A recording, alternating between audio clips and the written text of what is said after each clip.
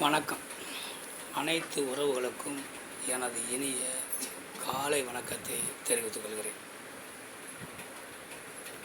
ஒருவர் சொந்த தொழில் செய்தால் நன்றாக இருக்குமா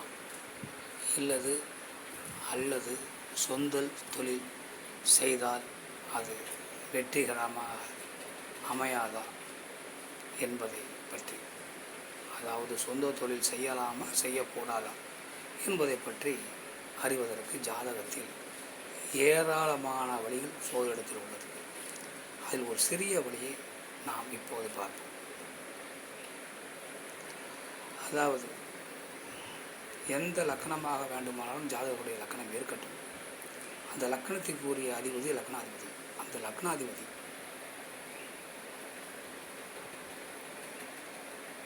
லக்னத்திற்கு 7ஆம் வீட்டில் அமர்ந்து அவருடன் பாவக்கிரகங்கள் அமர்ந்தால் அந்த ஜாதகர்கள் சொந்த தொழில் செய்வது அவ்வளவு சிறப்பாக இருக்காது.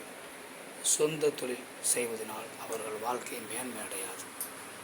ஆதலால் லக்னத்திற்கு 7ஆம் வீட்டில் பாவக்கிரகங்களோடு லக்னாதிபதி இருந்தால் அவர்கள் சொந்த தொழில் செய்து முன்னேற்றம் அடைவது என்பது மிக மிக கடினம். அதனால் அவர்கள் சுயதொழிலை தவிர்த்து விடலாம். இந்த மாதிரி அமைப்பு உங்கள் ஜாதகத்தில் இருக்கிறதா என பார்த்து கொள்ளுங்கள். மற்றவற்றை நாம் அடுத்த வீடியோவில் காண்போம். நன்றி, வணக்கம்.